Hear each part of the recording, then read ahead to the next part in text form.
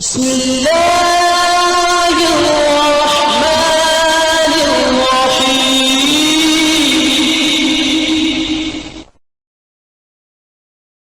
الله ربي واحد وأنا بذلك أشهد ذا مبدئي وأصوله بالرغم ممن يجحد الله ربي واحد وأنا بذلك أشهد ذا مبدئي جی لگانے کی دنیا نہیں ہے، یہ عبرت کی جا ہے، تماشا نہیں ہے۔ جگہ جی لگانے کی دنیا نہیں ہے، یہ عبرت کی جا ہے، تماشا نہیں ہے۔ اجل ہی نے چھوڑا نہ کسرا نہ دارا، اسی سے سکندر صفاتے بہارا۔ اجل ہی نے چھوڑا نہ کسرا نہ دارا، اسی سے سکندر صفاتے بہارا۔ پڑا رہ گیا سب یوں ہی ٹھاٹ سارا، ہر ایک لے کے کیا کیا نہ حسرت سدھارا۔ جگہ جی لگانے کی دنیا نہیں ہے، یہ عبرت کی جا ہے، تماشا اللهم بارك على محمد وعلى آل محمد كما باركت على إبراهيم وعلى آل إبراهيم في العالمين إنك حميد مجيد. أما بعد، قال الله تبارك وتعالى في القرآن المجيد والفرقان الحميد: أعوذ بالله السميع العليم من الشيطان الرجيم، بسم الله الرحمن الرحيم. كلا إذا بلغت التراقي وقيل من راق وظن أنه الفراق والتفت الساق بالساق إلى ربك يومئذ المساق. محترم بزرگوں، دوستوں، پیارے بھائیوں و امتیان رسول اکرم صلی اللہ علیہ وسلم، گزشتہ درس میں یہ بتایا گیا تھا کہ اس کائنات میں جو بھی آتا ہے جانے کے لیے ہی آتا ہے، اور ساری کائنات فلاں کے گھاٹ اتر جائے گی، صرف رب کی ذات باقی رہ جائے گی۔ اور اللہ کے رسول صلی اللہ علیہ وسلم نے ارشاد فرمایا: اکثر و ذکر حازم اللذات، لوگوں لذتوں کو پاش پاش کر دینے والی چیز کو زیادہ سے زیادہ یاد کرو۔ صحابہ کرام رضوان اللہ علیہم اجمعین نے کہا کہ اللہ کے رسول وہ چیز کیا ہے؟ آپ علیہ السلام نے فرمایا کہ الموت، اپنی موت کو زیادہ سے زیادہ یاد کرتے رہو۔ اور امام ابن قیم رحمۃ اللہ علیہ نے ذکر کیا ہے کہ جو شخص اپنی موت کو زیادہ یاد کرتا ہے، اللہ تعالیٰ اس دنیا میں اسے 3 انعامات عطا فرماتے ہیں۔ پہلا انعام یہ ہے کہ موت سے پہلے اللہ تعالیٰ اسے توبہ کی توفیق عطا فرماتے ہیں، اور دوسرا انعام یہ ہے کہ اللہ تعالیٰ اپنے رزق پر اسے قانع رکھتے ہیں، دل کی قناعت اسے عطا فرماتے ہیں، اور تیسرا یہ کہ عبادت میں چستی کی اللہ تعالیٰ اسے توفیق دیتے ہیں، عبادت میں وہ چست اور چالاک رہتا ہے۔ اور جو شخص اپنی موت کو بھول جاتا ہے، 3 سزائیں اللہ تعالیٰ اسے اس دنیا میں دیتے ہیں۔ ایک تو یہ کہ اسے اس دنیا میں توبہ کی توفیق ملنے سے پہلے نہیں ملتی، وہ تو ابھی یہ کہتا ہے ابھی تو میں جوان ہوں، تو اور وہ جوانی کی رٹ لگاتا رہتا ہے یہاں تک کہ موت کی وادی میں پہنچ جاتا ہے۔ اور دوسرا یہ کہ رزق پر عدم قناعت، اللہ تعالیٰ نے جو کچھ دیا ہے تو اس پر قانع نہیں رہتا، دنیا کے پیچھے بھاگتا رہتا ہے۔ الہاکم التکاثر حتی زرتم المقابر۔ اور تیسری چیز یہ ہے کہ عبادت میں سستی، عبادت اللہ کی عبادت اس کے لیے من بھاری ہو جاتی ہے، اور دنیا کے کام اس کے لیے بڑے ہی آسان ہو جاتے ہیں، لیکن دین کا کام اور اللہ کی عبادت اس کے لیے مشکل ہو جاتی ہے۔ میرے محترم دوستو، موت کا جو آغاز ہوتا ہے وہ سکرات سے ہوتا ہے۔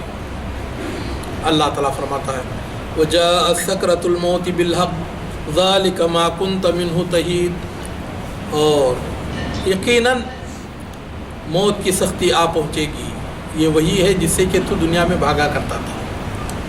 اللہ تعالیٰ فرماتا ہے کَلَّا اِذَا بَلَغَتِ التَّرَاقِيَ، جب روح آ کر حلق میں پھنس جائے گی، وَقِيلَ مَنْ رَاقٍ، لوگ کہیں گے بھئی کوئی دم درود کرنے والا ہو تو بلاؤ، مولانا کو بلاؤ، یاسین پڑھو اور اس پر کچھ پڑھ کر دم کرو۔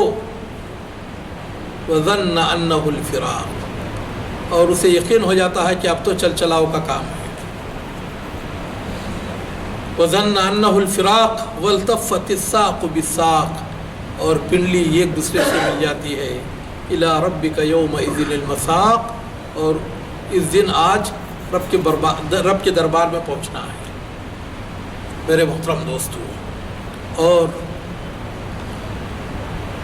جب کوئی فاسق و فاجر روح ہوتی ہے، جو بندہ فاسق و فاجر رہتا ہے، اللہ تعالیٰ اس کے پاس جو فرشتے بھیجتے ہیں وہ عذاب کے فرشتے بھیجتے ہیں، اور ان کے ہاتھوں میں دوزخ کے ٹاٹ ہوگا، دوزخ کی بدبو ہوگی، ان کے چہرے اس قدر بھیانک ہوں گے کہ وہ دیکھتے ہی ڈر جائے گا اور چیخے گا، چلائے گا مجھے ان سے بچا لو، مجھے ان سے بچا لو، اور وہ آ کر اس سے تاحد نگاہ دور بڑھ جاتے ہیں۔ اور اس طرح کے لوگوں کو میں نے بھی دیکھا جو کہ مرتے ہوئے چلاتے ہیں مجھے ان سے بچا لو، یہ لوگ مجھے لے کر جائیں گے، چھوڑیں گے نہیں۔ اور میں نے خود ایک ہسپتال میں ایک آدمی کو دیکھا، لیٹا ہوا تھا، ایک اٹھ بیٹھا اور کہا وہ دیکھو وہ آ رہے ہیں، مجھے پکڑ کر لے کر جائیں گے۔ ادھر دوڑا ادھر دوڑا ادھر دوڑا ادھر دوڑا، یہاں تک کہ بیت الخلاء میں گھس گیا اور جا کر کیا ہے اس نے کنڈی لگا لیا اور وہیں گر کر مر گیا۔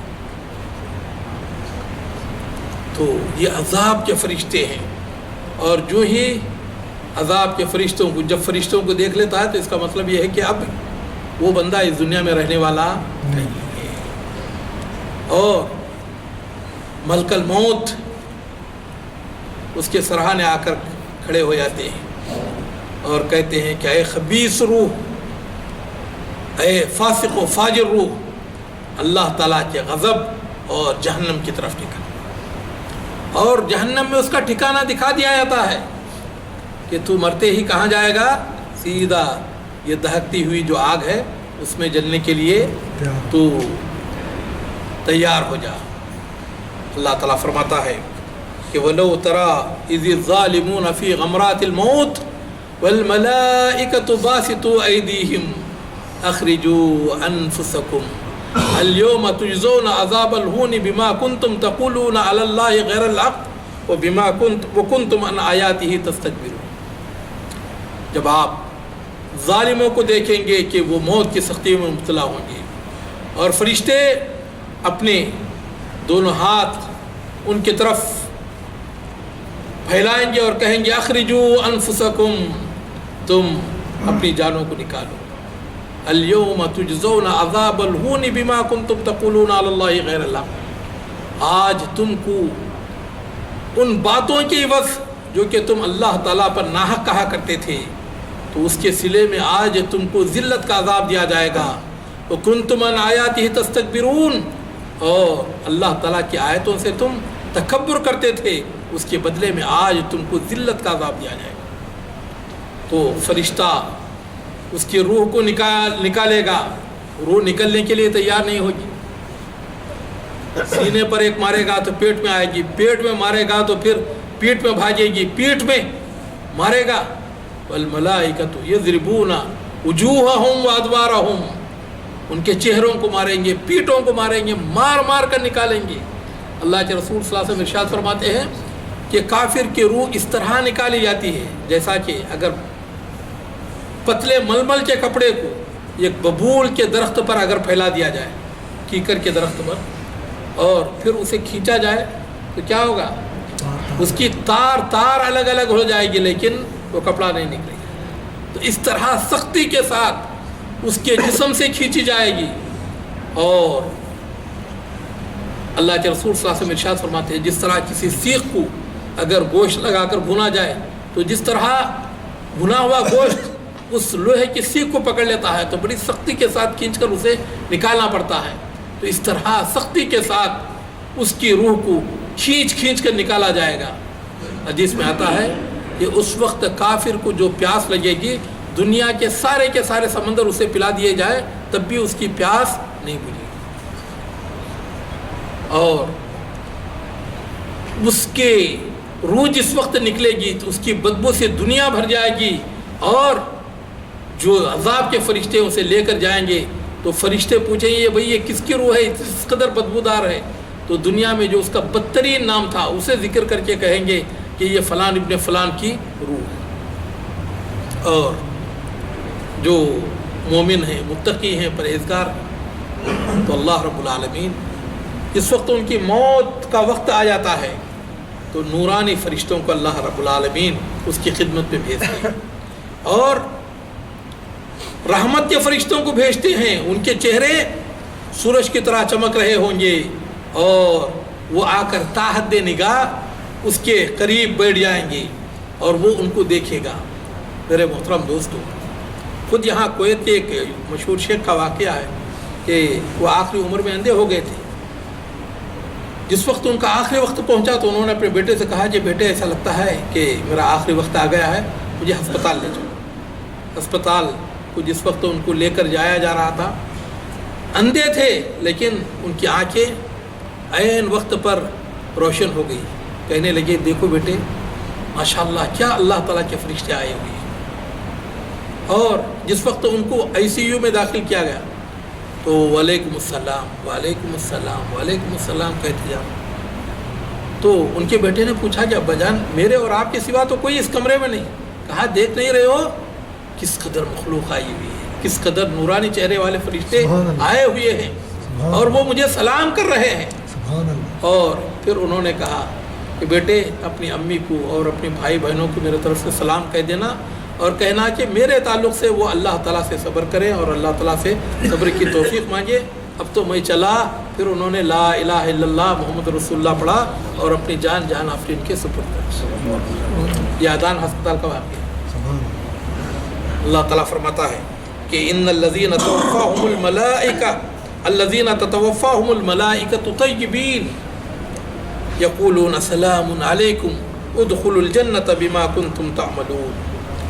कि जिनको फरिश्ते वफ़ात देंगे और जो कुफ्र और शिरक की गंदगियों से पाक थे, फरिश्ते उनके पास आकर कहेंगे सलामुन अलैकुम, अल्लाह ताला का सलाम तुम पर नाज़िल हो। उदखुलुल जन्ना, जन्नत में दाखिल हो जाओ, बिमा कुन्तुम तामलून, जो कुछ तुम दुनिया में नेक अमल किया करते। और एक हदीस में अल्लाह के रसूल सल्लल्लाहु अलैहि वसल्लम इरशाद फरमाते हैं, मन अहब्ब लिक़ा अल्लाह अहब्बल्लाहु लिक़ाहु, कि जो शख्स अल्लाह ताला से मिलना चाहता है अल्लाह ताला भी उससे मिलना चाहता है। तो सहाबा किराम रिज़वानुल्लाहि अलैहिम अजमईन, अम्मा आयशा रज़ियल्लाहु तआला अन्हा कहते हैं, मैंने खुद अल्लाह के रसूल सल्लल्लाहु अलैहि वसल्लम से पूछा कि अल्लाह के रसूल सल्लल्लाहु अलैहि वसल्लम, अल्लाह से मिलने का मतलब ये है कि अपनी मौत की तमन्ना करना?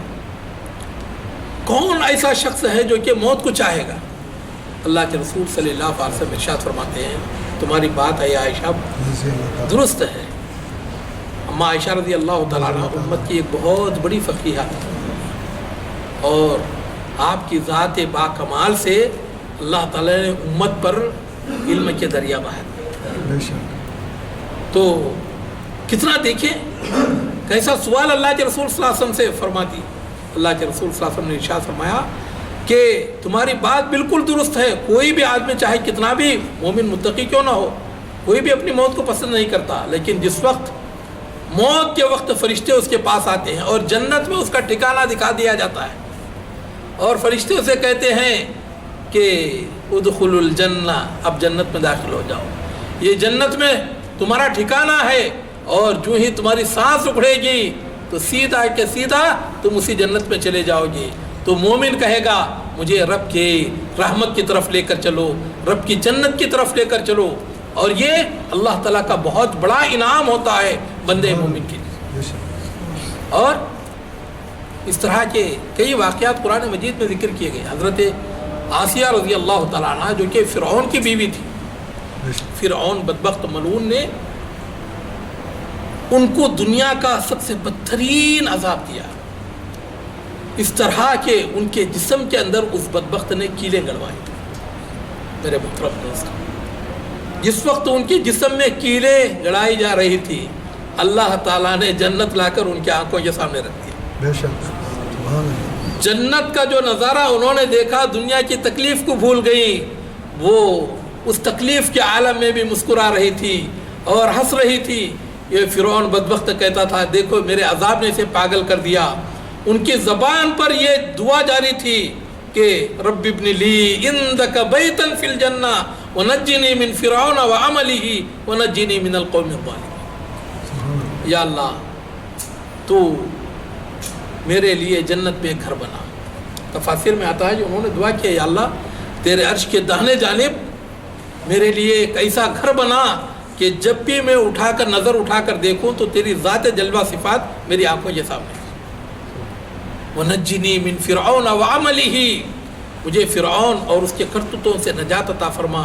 وَنَجِّنِي مِنَ الْقَوْمِ الظَّالِمِينَ, اور ظالم قوم سے تو مجھے نجات عطا فرما. حضرت آسیہ رضی اللہ تعالیٰ عنہ, اللہ کے رسول صلی اللہ علیہ وسلم نے دنیا کی ان 4 با کمال عورتوں میں سے ایک عورت قرار دیا. آپ علیہ السلام نے فرمایا کہ کمل من الرجال کثیر ولم یکمل من النساء الا آسیۃ زوجۃ فرعون و مریم بنت عمران, وہ خدیجہ بن خویلد و فاطمہ بنت محمد صلی اللہ علیہ وسلم.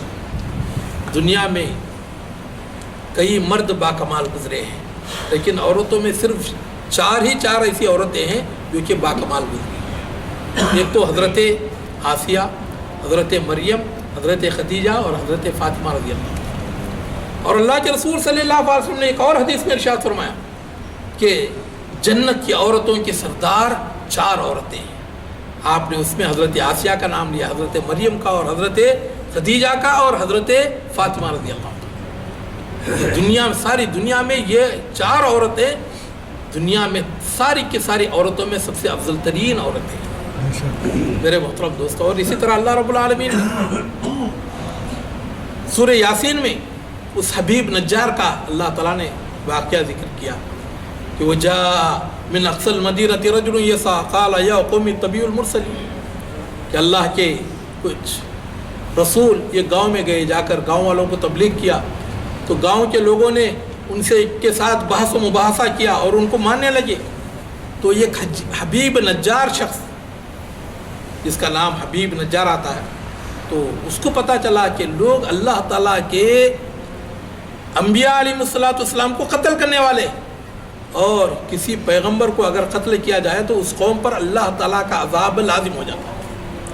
یہ ڈر کر وہ وہاں سے دوڑتا ہوا آیا اور آ کر کہا کہ قال یا قوم اتبعوا المرسلین, اے میری قوم کے لوگوں ان اللہ کے رسولوں کی بات مانو. لوگوں نے کیا کیا, ان رسولوں کو تو چھوڑ دیا اور اس بیچارے کو زمین پر پٹک دیا.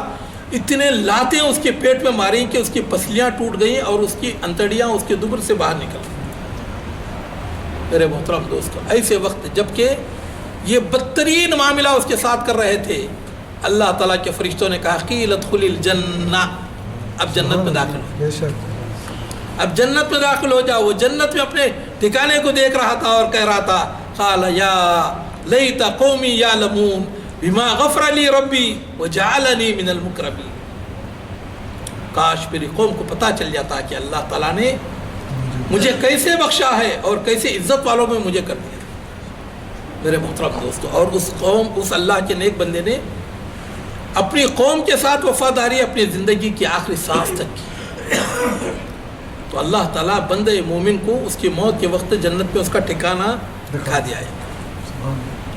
اور فرشتے جو آتے ہیں ان کے ساتھ جنت کی خوشبو رہتی ہے, جنت کا کفن ان کے ہاتھ میں رہتا ہے. ملک الموت اس کے سرحانے آ کر کہتے ہیں یا ایتھا النفس المطمئنہ ارجعی الی ربک راضیۃ مرضیہ فادخلی فی عبادی وادخلی جنتی، اے اطمینان والی روح، یا ایتھا النفس المطمئنہ ارجعی الی ربک راضیۃ مرضیہ، تو اپنے رب کی طرف خوشی بخوشی چلی آ، فادخلی فی عبادی، میرے نیک بندوں میں داخل ہو جا، وادخلی جنتی، اور میرے جنت میں داخل ہو۔ اس کی روح جو نکلتی ہے، اللہ کے رسول صلی اللہ علیہ وسلم ارشاد فرماتے ہیں بندہ مومن کی روح اس طرح نکلتی ہے جیسا کہ مکھن میں سے بال نکالا جاتا ہے، یا جیسے کسی کوزے سے پانی لڑکایا جائے تو جس طرح پانی آسانی کے ساتھ لڑکتا ہے، تو اس طرح اس کی روح بھاگتی ہوئی دوڑتی ہوئی اللہ تعالیٰ کی رضا کی طرف نکل جاتی ہے۔ لیکن میرے محترم دوستو، روح کا نکلنا بھی چاہے وہ کس قدر بھی آسانی کے ساتھ نکلے، اللہ کے رسول جناب محمد رسول اللہ صلی اللہ علیہ وسلم نے ارشاد فرمایا کہ موت کے نکلنے کا، موت کے جو نکلنے کی تکلیف ہے، ایک مومن کی ایک رگ رگ محسوس کرتی ہے، رگ رگ محسوس کرتی ہے۔ اور حقیقت یہ ہے کہ جان کا جو نکلنا ہے، چاہے کس قدر بھی آسانی کے ساتھ نکالی جائے، لیکن میرے محترم دوستو یہ وہ تکلیف ہے کہ جسے کہ سکرات الموت کہتے ہیں، اور بحیثیت ایک انسان ہونے کے خود میرے اور آپ کے آقا جناب محمد رسول اللہ صلی اللہ علیہ وسلم کو بھی اس تکلیف سے گزرنا پڑا۔ اللہ کے رسول جناب محمد رسول اللہ صلی اللہ علیہ وسلم جس وقت آپ علیہ السلام کی زندگی کے آخری لمحات تھے، آپ علیہ السلام کا جسم اتھر بھٹی کی طرح گرم ہو چکا تھا۔ اما عائشہ رضی اللہ تعالیٰ عنہ فرماتی ہیں کہ آپ علیہ السلام کے داہنے جانب ایک پیالہ رکھا ہوا تھا جس میں کہ پانی تھا، آپ علیہ السلام اس پانی میں اپنا ہاتھ ڈالتے اور اپنے چہرے کو اور اپنے سینے کو ملتے اور کہتے لا الہ الا اللہ ان للموت سکرات، کہ اللہ کے سوا کوئی سچا معبود نہیں، موت کی بڑی سختیاں ہیں۔ اور آپ علیہ السلام اس بے چینی میں کبھی چادر مبارک کو چہرے پر ڈالتے، کبھی چہرے سے ہٹاتے، سینے پر ڈالتے، سینے سے ہٹاتے، بدن پر ڈالتے، بدن سے ہٹاتے، اور کبھی اپنے داہنے پیر کو سیدھا کرتے، بائیں پیر کو موڑ لیتے، بائیں پیر کو سیدھا کرتے، داہنے پیر کو موڑ لیتے، اور اس طرح کی آپ علیہ السلام تکلیف میں مبتلا تھے۔ اما عائشہ رضی اللہ تعالیٰ عنہ کہتی ہیں کوئی شخص حالت سکرات میں تکلیف میں مبتلا ہوتا، میں سمجھتی کہ شاید یہ گنہگار ہے جس کی وجہ سے یہ تکلیف میں مبتلا ہے، لیکن جب میں خود اللہ کے رسول صلی اللہ علیہ وسلم کو اس تکلیف میں دیکھا تو اس کے بعد موت کی تکلیف کو اور موت کی سختی کو میں کسی کے لیے برا نہیں سمجھتی۔ فرماتی ہیں توفی رسول اللہ صلی اللہ علیہ وسلم وراسہ بین نہری و صدری، اللہ کے رسول صلی اللہ علیہ وسلم کا جو انتقال ہے وہ میرے گود میں ہوا، آپ علیہ السلام کا سر مبارک میرے حلق اور میرے سینے کے درمیان تھا، اور اس وقت اللہ کے رسول صلی اللہ علیہ وسلم جو تکلیف میں مبتلا تھے، تو فلا اکرہ شدت الموت بعد النبی صلی اللہ علیہ وسلم احدا ابدا، اللہ کے رسول صلی اللہ علیہ وسلم کی، آپ علیہ السلام کی جو موت کی سختی میں نے دیکھی، اس کے بعد موت کی سختی کو میں کسی کے لیے برا نہیں سمجھتا۔ میرے محترم دوستو، اللہ کے رسول صلی اللہ علیہ وسلم کہ زندگی کے آخری لمحات میں ملک الموت آتا ہے اور آ کر ادب سے سلام کرتا ہے، اللہ کے رسول صلی اللہ علیہ وسلم سے اجازت طلب کرتا ہے اور یہ کہتا ہے کہ اے اللہ کے رسول صلی اللہ علیہ وسلم، اگر آپ اجازت دیں تو آپ کو اپنے رفیق اعلیٰ سے ملا دیں۔ اللہ کے رسول صلی اللہ علیہ وسلم نے اللہ تعالیٰ کو اپنا دوست بنا لیا تھا۔ اللہ کے رسول صلی اللہ علیہ وسلم ارشاد فرماتے ہیں لو کنت متخذا خلیلا لاتخذت ابا بکر خلیلا، اس دنیا میں میں اگر کسی کو اپنا دوست بناتا تو صدیق اکبر رضی اللہ تعالیٰ عنہ یہ کیسے میرے دوست ہیں کہ جن کو میں دوست بناتا، لیکن چونکہ میں نے اللہ تعالیٰ کو اپنا دوست بنا لیا ہے اس لیے میں کسی کو اس دنیا میں دوست نہیں بناتا۔ اللہ کے رسول صلی اللہ علیہ وسلم جب ملک الموت نے عرض کیا تو اللہ کے رسول صلی اللہ علیہ وسلم نے فرمایا اللہم انت الرفیق الاعلی، یا اللہ تو ہی سب سے بلند و بالا ساتھی ہے۔ اما عائشہ رضی اللہ تعالیٰ عنہ فرماتی ہیں کہ اللہ کے رسول صلی اللہ علیہ وسلم کی نگاہیں چھت کی طرف، آپ علیہ السلام آپ کی نگاہیں چھت کی طرف لگ گئیں اور آپ نے انگشت شہادت بلند فرمایا اور کہا اللہم انت الرفیق الاعلیٰ، پھر دوبارہ کہا اللہم انت الرفیق الاعلیٰ، تیسری مرتبہ اللہم انت الرفیق کہا۔ الاعلیٰ کے الفاظ آپ علیہ السلام کے زبان مبارکہ سے ادا نہیں سنے۔ آپ کا ہاتھ زمین پر گر گیا اور آپ کا سر مبارک داہنے جانب لڑک گیا، تو میں سمجھ گئی کہ آپ علیہ السلام ابھی اس دنیا میں نہیں رہے۔ میرے محترم دوستوں، اللہ تعالیٰ کے جو نیک بندے ہیں، امام محمد ابن سیرین رحمۃ اللہ علیہ ایک ایسے عظیم تابعی ہیں کہ حضرت انس ابن مالک رضی اللہ تعالیٰ عنہ خادم رسول صلی اللہ علیہ وسلم، جس وقت ان کا انتقال ہو رہا تھا تو انہوں نے وصیت کی کہ میرے جنازے کی نماز امام محمد ابن سیرین پڑھائیں، تو وہ اپنی موت کے وقت رونے لگے۔ لوگوں نے کہا کہ حضرت کیوں روتے ہیں، اگر آپ جیسا شخص روئے ہم کیا کریں؟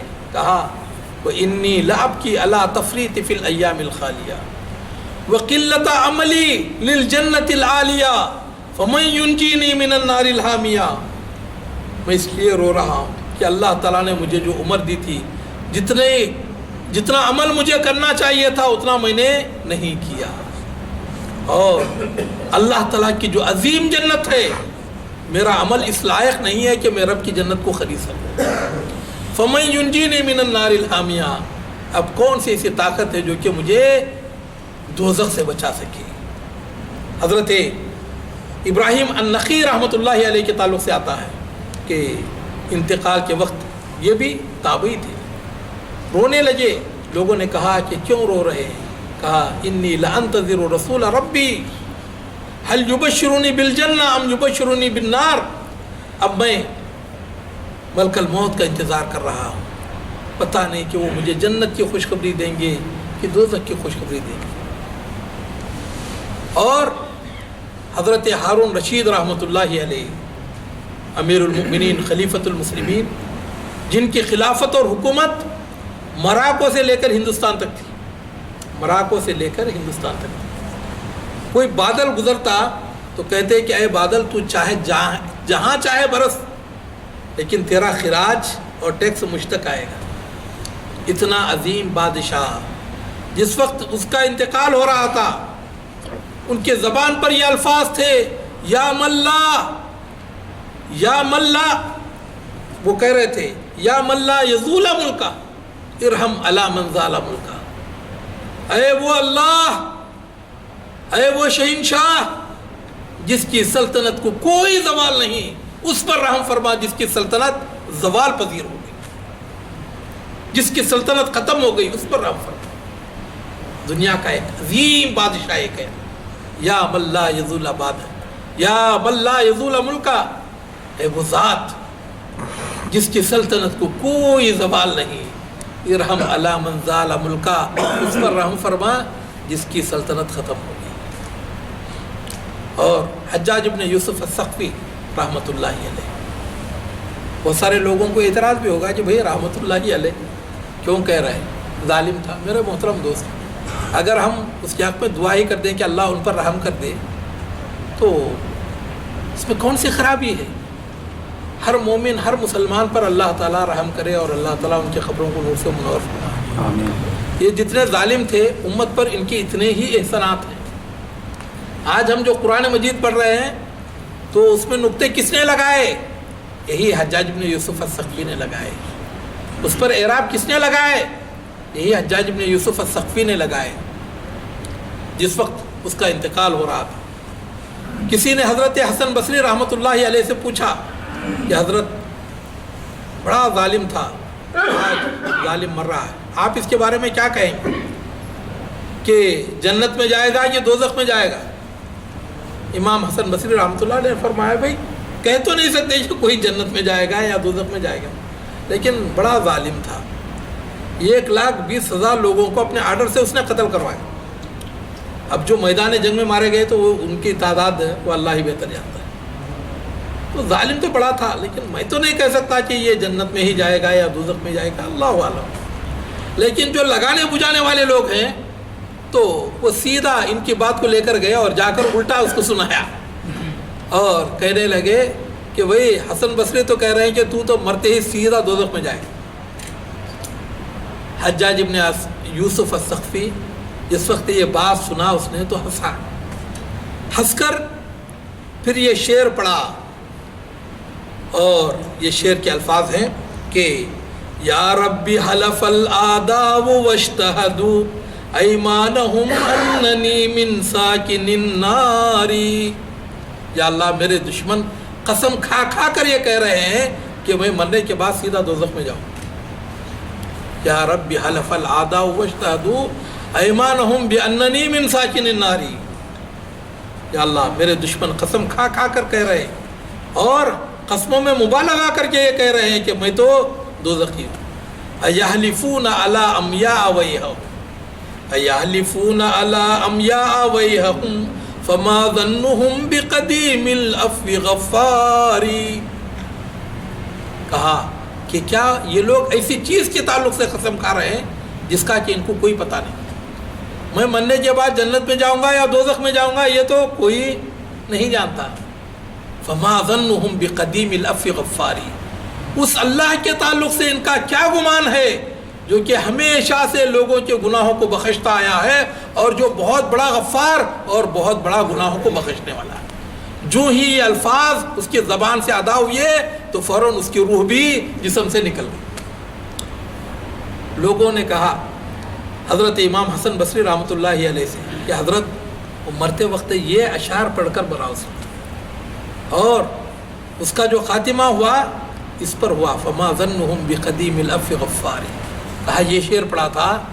کہا جب تو مجھے یقین ہے کہ انشاءاللہ اللہ تعالیٰ اسے ضرور بخشے گا ضرور بخشے گا.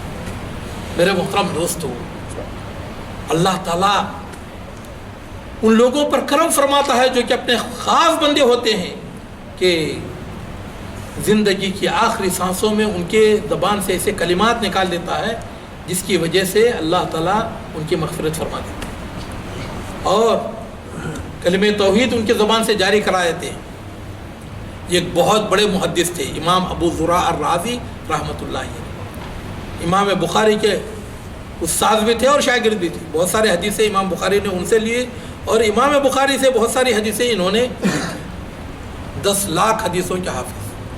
اس وقت ان کا انتقال ہو رہا تھا تو ان کے سینکڑوں شاگرد جمع تھے.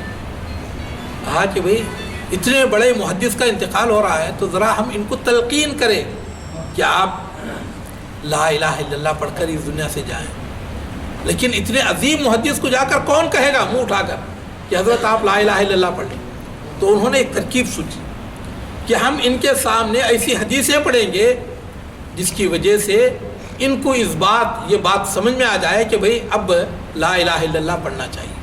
تو چنانچہ انہوں نے کچھ ایسی حدیثیں سنانے کی کوشش کی اور اس کی سند ذکر کرنے لگے. تو امام ابو زرع الرازی رحمۃ اللہ علیہ سمجھ گئے کہ یہ لوگ کون سی حدیث پڑھنا چاہتے ہیں. انہوں نے کہا اسمعوا وانصتوا, تم لوگ خاموش رہو اور میری بات سنو. پھر انہوں نے حدیث پڑھنا شروع کیا اور کہا حدثنا بندار قال حدثنا ابو عاصم عن عبد الحمید عن صالح